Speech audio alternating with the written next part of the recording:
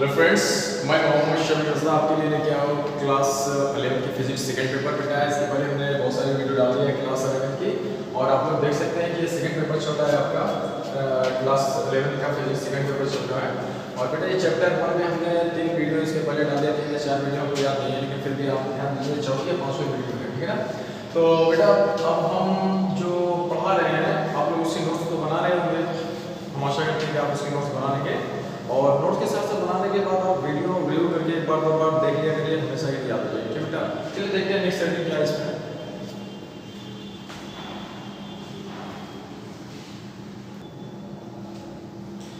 तो बेटा आज की इस वीडियो में पहली हेडिंग है प्रत्यास्थता गुणांक। प्रत्यास्थता गुणांक, modulus of elasticity, MODULUS, modulus of elasticity, ठीक बेटा। ध्यान से क्या होता है कि प्रत्यास्थता सीमा के भीतर, प्रत्यास्थता सीमा के भीतर, प्रत्यास्थता सीमा के भीतर रखी वस्तु पर जब विरूपक बल आरोपित किया जाता है, प्रत्यास्थता सीमा के भीतर रखी वस्तु पर जब विरूपक बल आरोपित किया जाता है तो उत्पन्न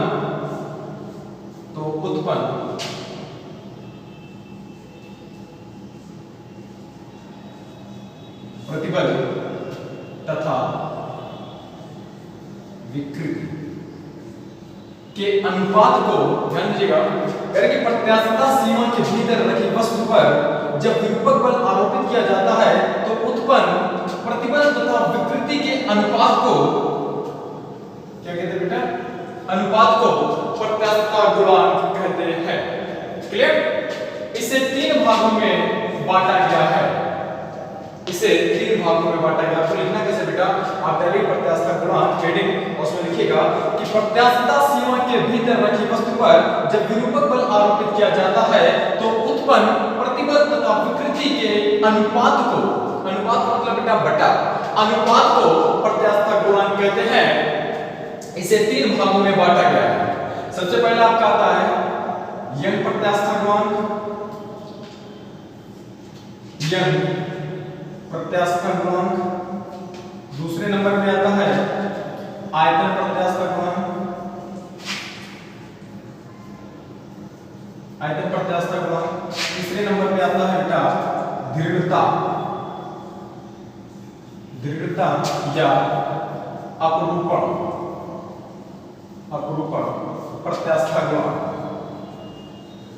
इसको लिख लीजिएगा, उसके बाद एक एक करके इस बारे में यहाँ पे देखते, ठीक बेटा। चलिए देखते हैं नेक्स्ट हेडिंग क्या है।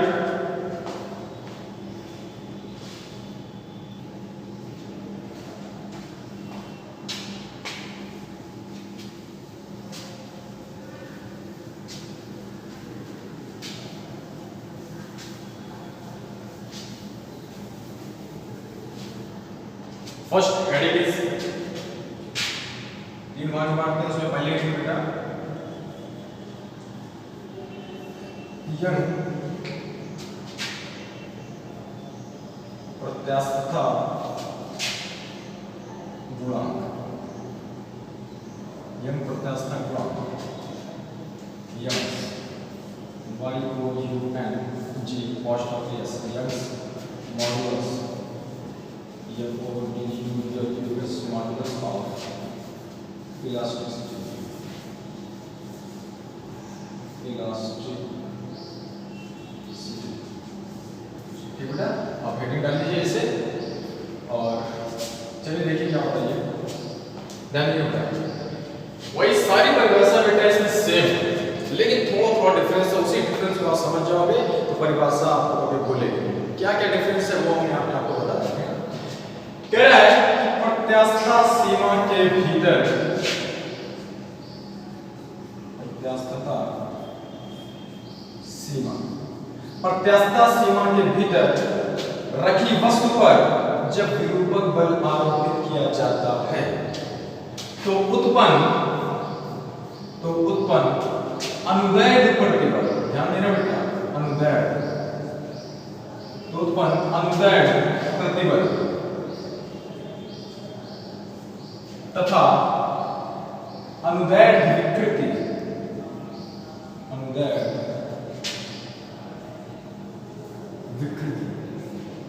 के अनुपात को यंग प्रत्यास्था गुणांक कहते हैं। फिर से देख लीजिए बेटा, इसके पहले हमने अनुदैर्ध्य प्रतिबल तो पढ़ाया होगा, याद है ना, कि उसी लंबाई में जो परिवर्तन होता है, याद रखना है ना कि विरूपक बल के कारण लंबाई में जो परिवर्तन होता है हमने पढ़ाया था बेटा, वही चीज है यहाँ पे, ध्यान देना। कि प्रत्यास्थता सीमा के भीतर रखी वस्तु पर जब विरूपक बल आरोपित किया जाता है तो उत्पन्न अनुदैर्ध्य प्रतिबल तथा अनुदैर्ध्य विकृति के अनुपात को यंग प्रत्यास्थता गुणांक कहते हैं। इसे कैपिटल Y से व्यक्त किया जाता है, इसे कैपिटल Y से व्यक्त किया जाता है। यहां तक क्लियर हो गया बेटा? चलिए, इसे कैपिटल Y से व्यक्त किया जाता है, इसे कैपिटल Y से व्यक्त किया जाता है यंग प्रत्यास्थता गुणांक बराबर अनुदैर्ध्य प्रतिबल बटे अनुदैर्ध्य विकृति। इसको अल्फाबेटिक रूप दे दे तो अनुदैर्ध्य यंग प्रत्यास्थता गुणांक को Y से व्यक्त किया जाता है बराबर अनुदैर्ध्य प्रतिबल को बेटा व्यक्त किया जाता है आपके सिग्मा से, और बटे में हो जाएगा आपका एप्सिलॉन। इसको बनाने के बाद ये बॉक्स में डाल दीजिएगा, ठीक है ना। और ये इसका नाम ना भूलो, इसलिए हम यहाँ पे इसको लिख दे रहे हैं। इसे आधा ना को कहते हैं सिग्मा, सी आधा का मतलब सिग्मा। बेटा सिग्मा और भी होता है, ये होता है सिग्मा, ये सम के लिए होता है, ठीक है बेटा, मैथमेटिक्स यूज होता है सम के लिए, ठीक है। सम मतलब होता है योग। एप्सिलॉन इसको कहते हैं बेटा एप्सिलॉन,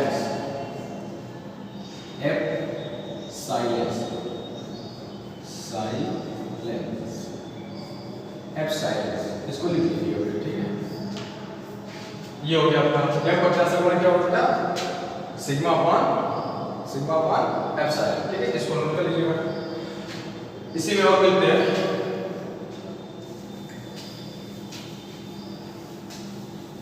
अब इसका एक डेरिवेशन भी बेटा बहुत ही आसानी से आपको बताएंगे, वो भी करने के लिए पहले इसका मात्रक लिख लीजिए, विमा लिख लीजिए। इसका मात्रक होता है बेटा न्यूटन प्रति मीटर स्क्वायर। इसकी विमा होती है ml-1 t-2। ये n for newton, n for metre, newton प्रति मीटर स्क्वायर। इसको नोट कर लीजिए बेटा, ठीक है ना। मिलते हैं नेक्स्ट में। यंग प्रत्यास्थता गुणांक के लिए बेटा एक डेरिवेशन होता है, उसे कर लिया जाए। ध्यान दीजिएगा बेटा, आपको डेरिवेशन कैसे करना है आपको।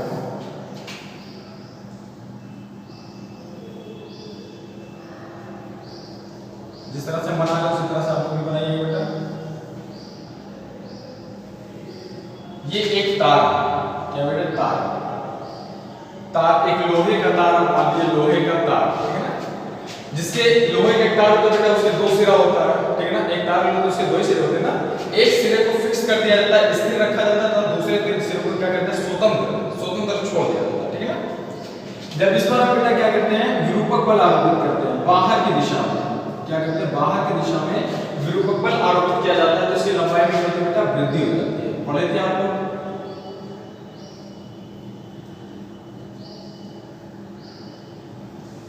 ठीक है। क्या होती है लंबाई में वृद्धि हो जाती है, ठीक है ना।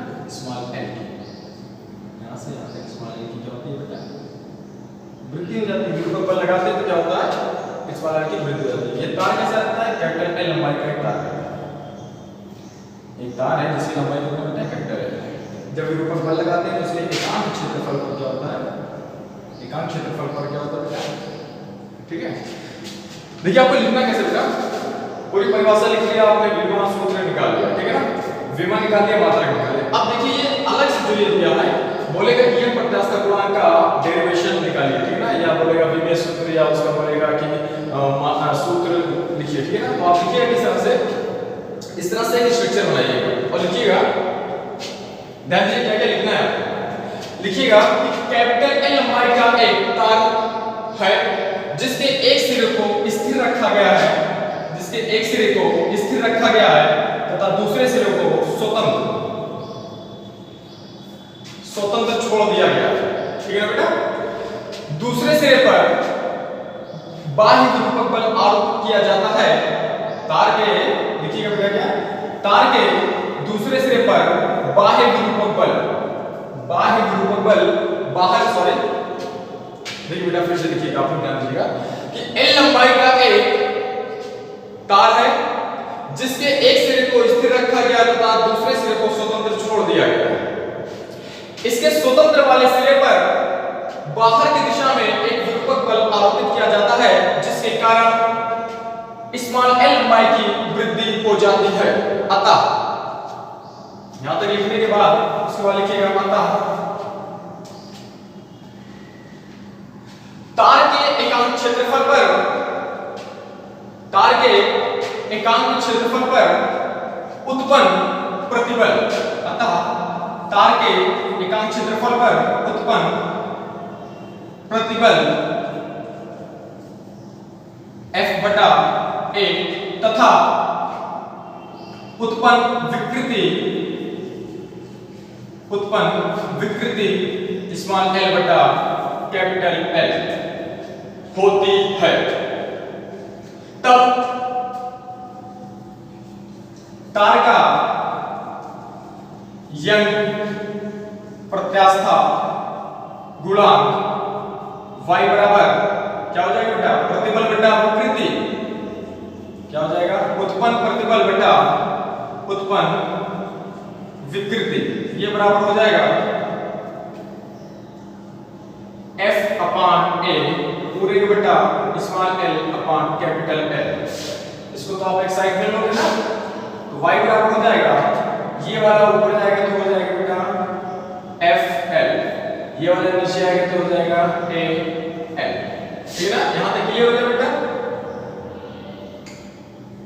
इसको इक्वेशन नंबर फर्स्ट, इसे इक्वेशन नंबर फर्स्ट, यहां तक समझ आ गया। नेक्स्ट मिलते हैं इसी में। माना तार के स्वतंत्र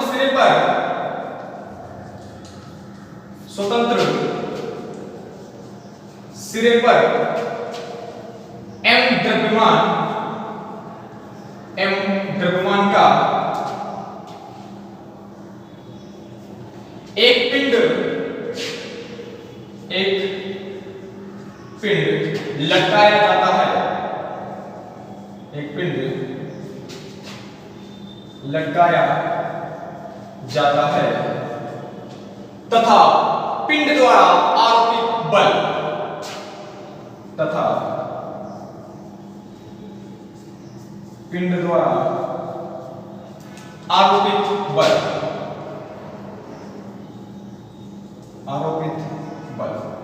तो F बराबर क्या होता है बेटा, द्रव्यमान गुणे त्वरण। द्रव्यमान आपका m है, त्वरण कितना है बेटा g। ठीक है ना, समझ आ रहा है। F बराबर क्या हो जाएगा, द्रव्यमान गुणे त्वरण। अब हम जानते हैं बेटा कि एक तार होता है, इसका हमको क्षेत्रफल निकालना है।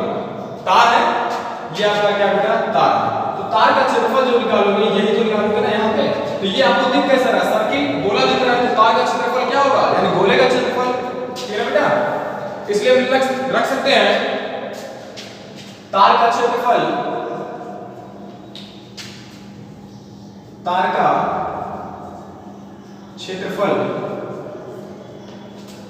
A बराबर गोले का क्षेत्रफल यानी पाई r स्क्वायर। क्लियर बेटा। अब यहां से F और A का मान समीकरण 1 में रखने पर यहां पे लिखिएगा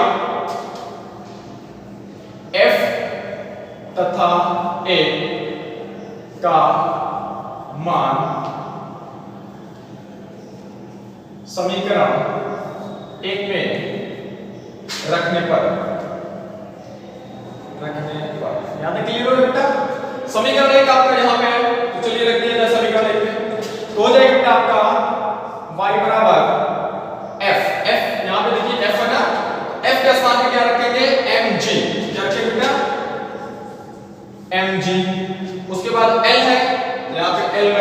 जाएगा कैपिटल एल, बटे में हो जाएगा आपका ए के सामने क्या रखा जाएगा बेटा, पाई आर स्क्वायर, क्या रखा जाएगा, पाई आर स्क्वायर, और यहाँ पे एल है तो एल रख दिया जाएगा।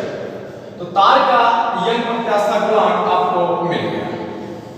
किसी भी तार के लिए यंग प्रत्यास्था गुणांक के लिए सूत्र जो होता है बेटा यही होता है, इसको आप नोट कर लीजिए, बढ़िया से देख लीजिए और स्क्रीनशॉट ले लीजिए इसको।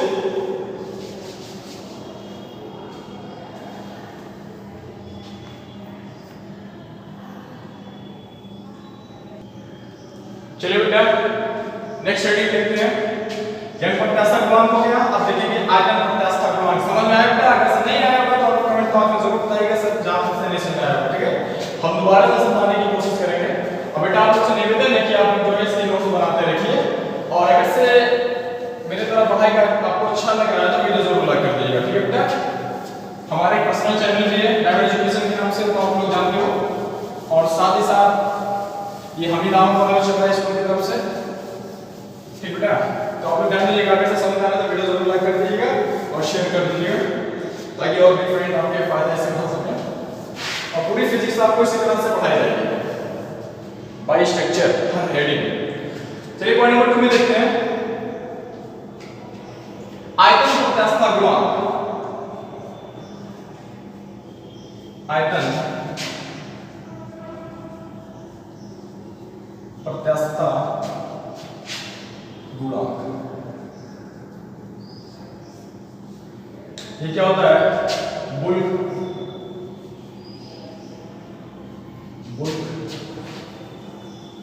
Modulus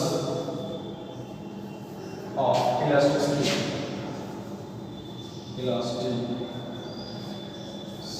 bulk modulus of elasticity. देखिए क्या होता है बेटा, सेम वही परिभाषा है, केवल थोड़ा सा चेंज है। कह रहे हैं कि प्रत्यास्था सीमा के भीतर, प्रत्यास्थता सीमा के भीतर रखी वस्तु पर जब विरूपक बल आरोपित किया जाता है तो उत्पन्न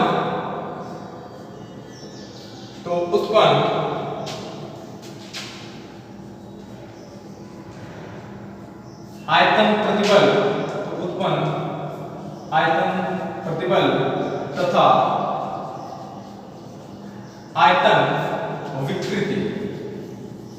आयतन विकृति के अनुपात को क्या कहा जाता है बेटा? के अनुपात को आयतन प्रत्यास्था गुणांक कहते हैं। ध्यान दीजिए, लिखना कैसे है, हेडिंग डालिएगा, उसके बाद लिखिएगा कि प्रत्यास्था सीमा के भीतर रखी वस्तु पर जब विरूपक बल आरोपित किया जाता है तो उत्पन्न आयतन प्रतिबल तथा आयतन विकृति के अनुपात को आयतन प्रत्यास्था गुणांक कहते हैं। इसे K से व्यक्त किया जाता है, इसे K से व्यक्त किया जाता है। चलिए इसका डेरिवेशन देख लीजिएगा।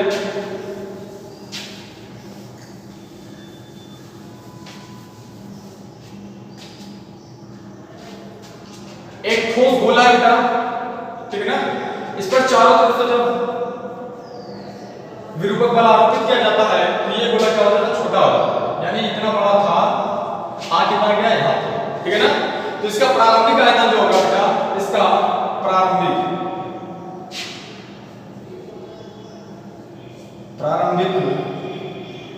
आयतन कितना था बेटा? v।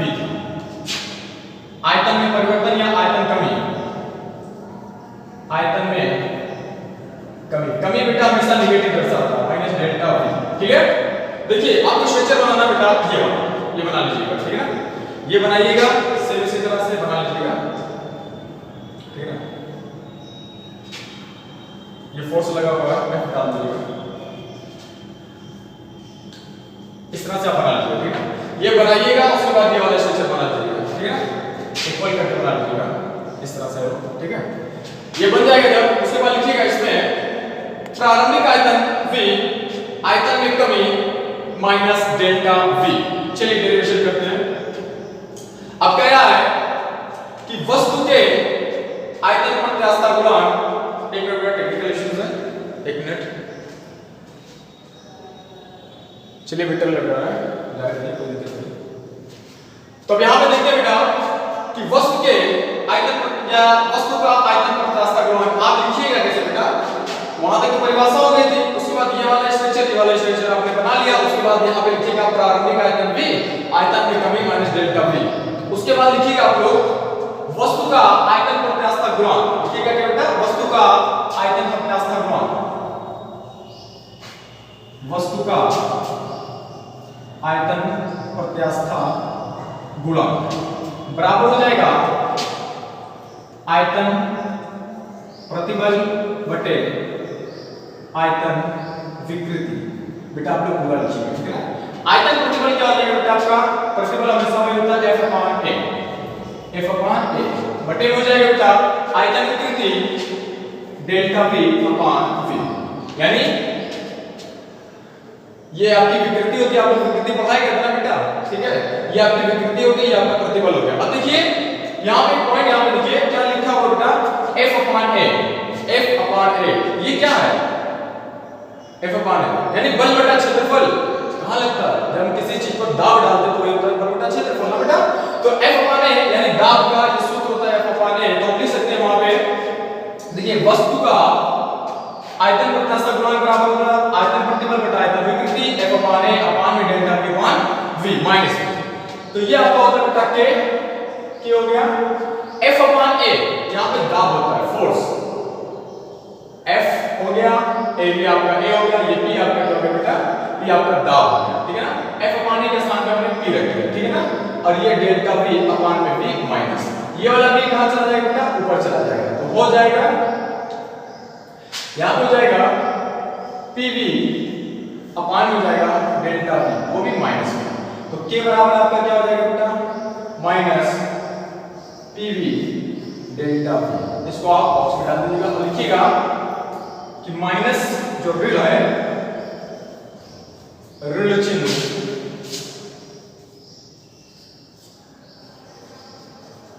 आयतन में कमी बता रहा है, ठीक है बेटा, आयतन में कमी बता रहा है, इसको आप नोट कर लीजिएगा, इसका यहां पे नोट कर लीजिएगा। उसके बाद लिखिएगा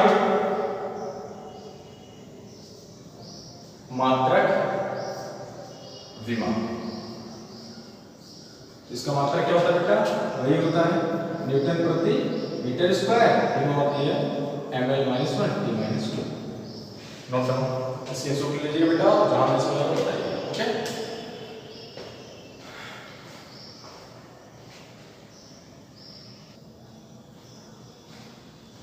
चलिए बेटा थोड़ा सा और देखिए इसमें, क्लियर हो गया।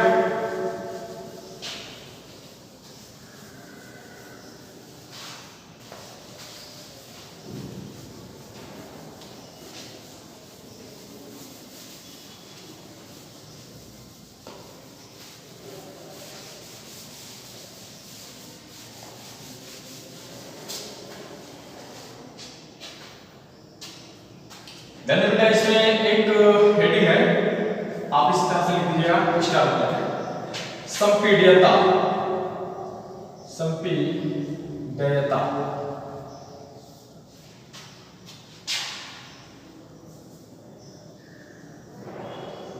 Compressibility,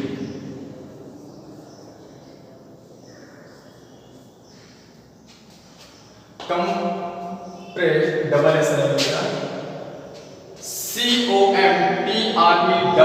COMPRESSI compressibility, DILITY compressibility. देखिए होता क्या है बेटा, ये हेडिंग डालिएगा आपका संपीड्यता, पूछ लेता है, इसके पहले एग्जाम में आया होता, ठीक है बेटा, जो सरकारी एग्जाम दिए वो जानते होंगे, ये आया होता है संपीड्यता क्या होता है, तो अभी हमारे सामने आया है, तो हमने कहा कि इसको बता दें।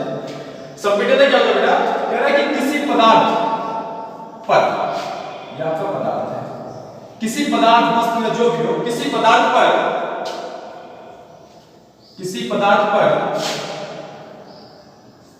बल या दाब, ध्यान दीजिए बेटा, आपको एक बार में आ जाएगा, कह रहा है कि किसी पदार्थ पर बल या दाब डालकर उसके आयतन में कमी करना, उसके आयतन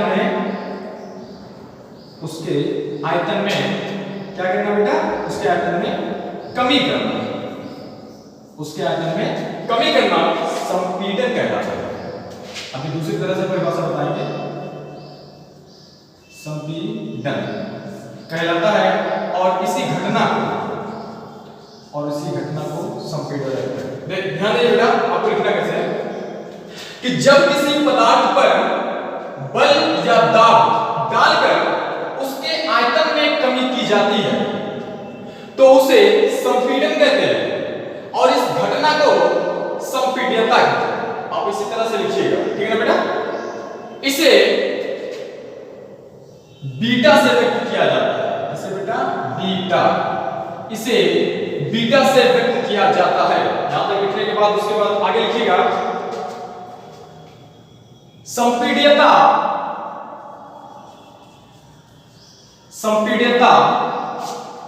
आयतन प्रत्यास्था गुणांक, संपीड्यता आयतन प्रत्यास्था गुणांक के वैध कर्मानुपाती होता है, वैध कर्मानुपाती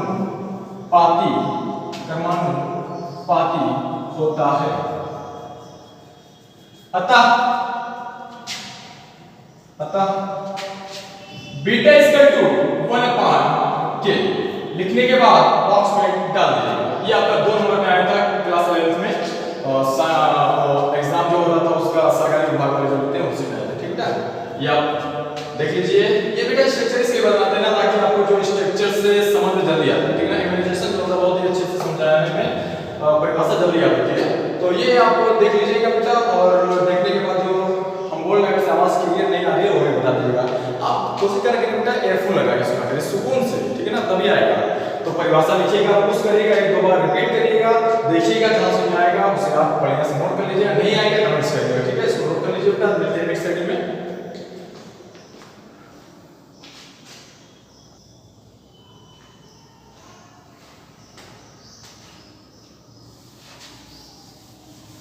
दो पॉइंट हो चुका बेटा। तीसरा पॉइंट देखिए, दृढ़ता या अपरूपण बनाए थे आपने, वहां पे देख लीजिए। अपरूपण वही वाला जो घना बना हुआ था वही वाला है, ज्यादा इसमें डिटेल में नहीं बताएंगे, तो इससे पहले बता दिया है। पॉइंट नंबर 3 देख लीजिए, दृढ़ता या दोनों एक ही नाम है, या अपरूपण, दृढ़ता या अपरूपण गुणांक लिखिएगा। कह रहा है दृढ़ता या अपरूपण गुणांक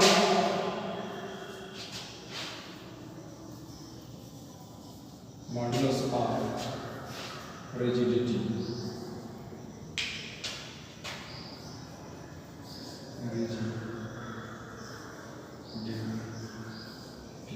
मॉड्यूलस ऑफ रिजिडिटी। देखिए क्या होता है, कह रहा है कि प्रत्यास्थता सीमा के भीतर, आप बुक उठा लीजिएगा बेटा अगर कोई दिक्कत हो रही है, इसी तरह से मिलेगा, लेकिन हो सकता है इससे थोड़ा से अनकंफर्ट फील हो आप। कह रहे कि प्रत्यास्थता सीमा के भीतर रखी वस्तु पर जब, ध्यान दीजिएगा, कह रहे कि प्रत्यास्थता सीमा के भीतर रखी वस्तु पर जब स्पर्श रेखीय दिशा में लगाया गया प्रतिबल, या इस तरह से लिखिएगा कि प्रत्यास्थता सीमा के भीतर रखी वस्तु पर लगाए गए स्पर्श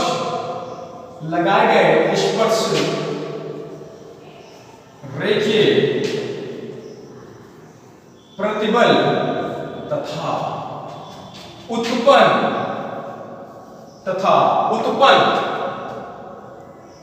उत्पन्न विकृति के अनुपात को क्या कहते हैं, ध्यान दीजिए, आपको लिखना कैसे है। कह रहे कि प्रत्यास्थता सीमा के भीतर रखी वस्तु पर लगाए गए स्पर्श रेखीय प्रतिबल के कारण उत्पन्न विकृति के अनुपात को दृढ़ता या अपरूपण गुणांक कहते हैं। क्लियर हो गया? याद तक आप नोट कर लीजिए बेटा। उसके बाद मिलते हैं, इसमें थोड़ा सा बताना है।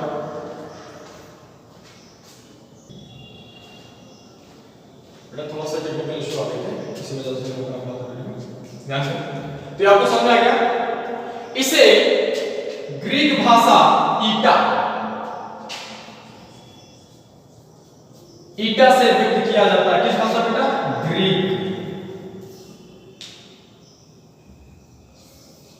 ग्रीक भाषा ईटा से व्यक्त किया जाता है। क्लियर हो गया? चलिए इसका भी डेरिवेशन कर लिया जाए।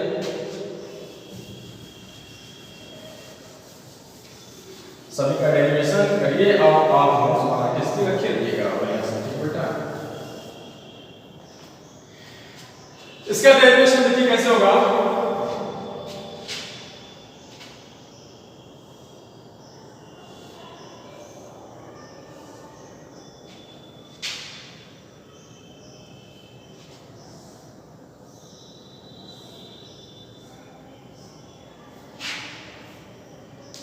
जब स्पर्श दिशा में क्या होता है? प्रतिबल लगाया जाता है।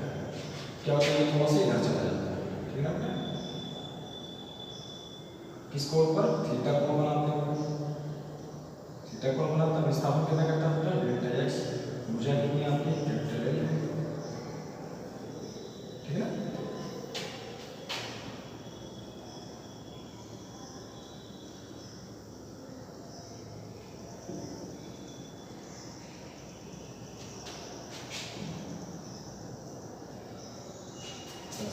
ठीक है बेटा। देखिए ये सूची बना लीजिएगा, जैसे पिछला वाला बना था उसी तरह से बनेगा, बना लीजिए। उसके बाद देखिए यहाँ पे हम पढ़ा क्या रहते हैं आपको? दृढ़ता यानी ईटा। कह रहा है कि पदार्थ का दृढ़ता गुणांक, पदार्थ का दृढ़ता गुणांक बराबर हो जाएगा प्रतिबल, स्पर्श रेखीय प्रतिबल, स्पर्श रेखीय प्रतिबल बटा विकृति।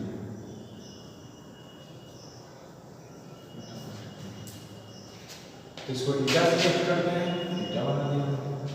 स्पर्श रेखीय प्रतिबल आपका क्या होता है बेटा? मान बेटा क्षेत्रफल ये होता है ना, बटे हो जाएगा। विकृति क्या होगी इसमें? विकृति बेटा क्या होगी आपकी? tan theta. क्या अप्लाई करें? tan थीटा अप्लाई करता है लंब बटा क्या होता है? tan थीटा बराबर, ये आपका बेटा मैथमेटिक्स वाले फार्मूला होता है, लंब बटा आधार, ठीक है ना? तो आपका ये लंब हो गया, क्योंकि थीटा के सामने वाली भुजा क्या होती है हमेशा? लंब, ठीक है ना बेटा? तो थीटा के सामने जो भुजा है आपका dx, ये आपका क्या होता है? लंब, यानी dx हो गया। आधार क्या होगा बेटा आपका? l, आधार में होगा आपका l। क्लियर है ना? अब ये हो गया। अब dx अपान l ये बराबर क्या होता है? tan theta. क्या होता है बेटा? tan थीटा होता है। क्यों होता है? क्योंकि इसके पहले मैंने अवलोकन में पढ़ाया हुआ था, वहां पे आप देख लीजिएगा, ठीक है ना? तो बराबर में लिख सकते हैं f अपान a पूरे में tan थीटा। क्लियर बेटा? अब ये tan थीटा इतना छोटा होता है, सूक्ष्म होता है कि इसको tan थीटा बराबर थीटा मान लेते हैं, ठीक है ना?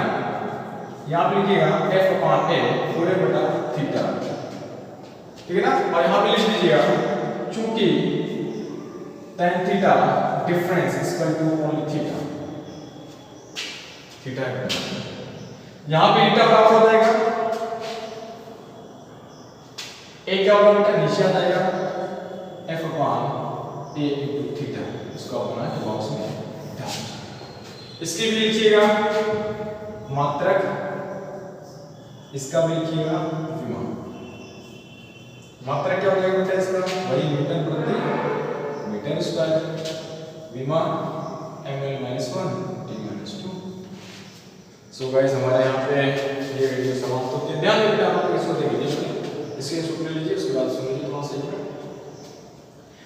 बेटा। यहाँ पे अगर पढ़ाने में कोई दिक्कत हो रही है, कोई त्रुटि हो रही है तो आप कमेंट में जरूर बताइएगा। हमें पढ़ाई का कैसे समझ आ रहा था वीडियो